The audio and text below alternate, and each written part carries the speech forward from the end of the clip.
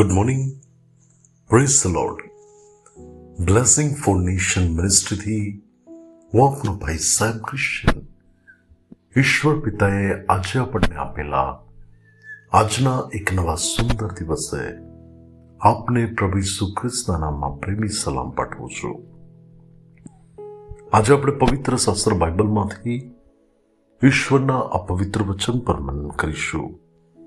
યાકૂબનો પત્ર તેનો પહેલો અધ્યાય તેની 17મી કલમ.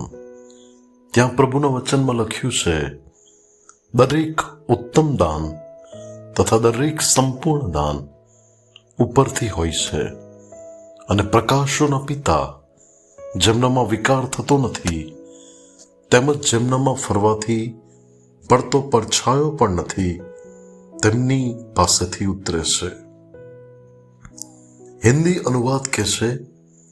क्योंकि हर एक अच्छा वरदान और हर एक उत्तम दान ऊपर ही से है. क्रिस्मा मारा वाला भाइयों बहनों तथा वडीलो, આજે વચન આપણને સ્પષ્ટ રીતે જણાવે છે કે જે પણ ઉત્તમ બાબતો છે એ બધી આપણને સ્વર્ગીય પિતા પાસેથી મળે છે.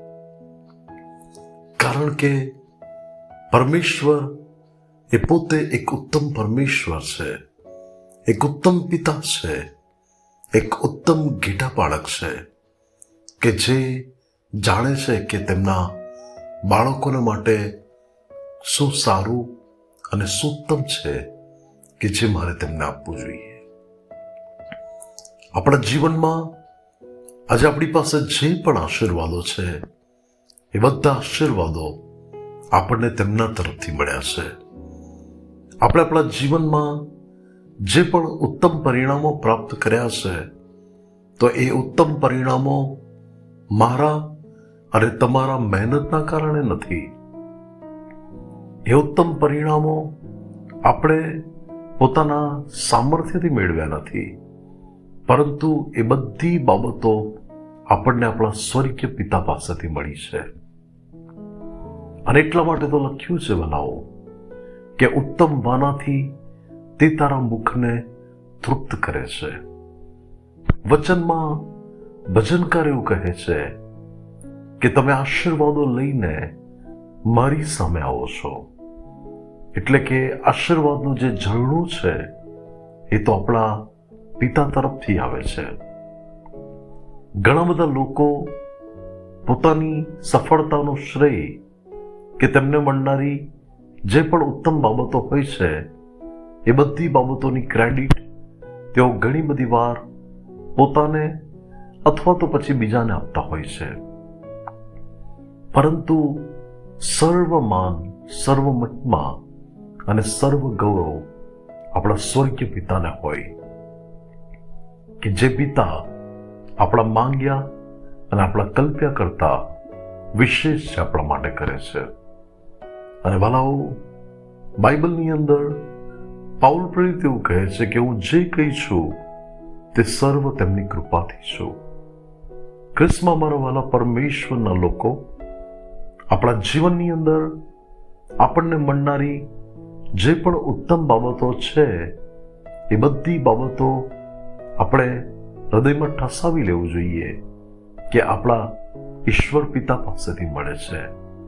મારા આશીર્વાદો, મારી સફળતા, જીવનમાં સિદ્ધ થનારી દરેક બાબતો તેમના તરફથી આવે છે.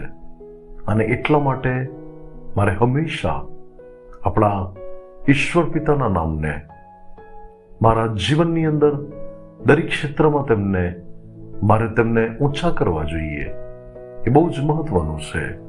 આપણે સર્વ લોકોએ આપણા જીવનની જે પણ બાબતોમાં જે પણ ઉત્તમ પરિણામો, ઉત્તમ આશીર્વાદો, જેને આપણે કહી શકીએ કે મારી પાસે આ શ્રેષ્ઠ બાબત છે, તો હંમેશા યાદ રાખીએ કે તે આપણને ઉપરથી એટલે કે સ્વર્ગીય સ્થાનોમાંથી આપવામાં આવી છે. અને એ સ્વર્ગીય પિતાની પાસેથી કે જેના આપણે બાળકો છીએ. તો વાલાઓ, હંમેશા પ્રભુને મહિમા આપીએ. આવો આજના વચન માટે પ્રાર્થના કરીએ. સ્વર્ગમાં અમારા પ્રેમાળ પિતા, કૃપાળુ અને દયાળુ ઈશ્વર, પ્રભુ અમારા જીવનની અંદર અમારી પાસે જે પણ આશીર્વાદો, જે પણ ઉત્તમ બાબતો અમને મળી હોય તે બધી બાબતો માટે અમે કહીએ છીએ કે બધું તમે અમને આપ્યું છે. અમારું જે છે એ બધું સર્વસ્વ પ્રભુ તમારું છે અને એના માટે હું તમને આદર અને મહિમા આપું છું. પ્રભુ, અમે હંમેશા તમારા જ નામને ઊંચું કરીએ, તમને માન, મહિમા અને ગૌરવ આપીએ એવી તમે કૃપા થવા દો. સર્વમાન, મહિમા, ગૌરવ તમારા હો, ઈશ્વર પ્રભુના નામમાં માંગીએ છીએ. Amen. May God bless you. Have a blessed day. Shalom.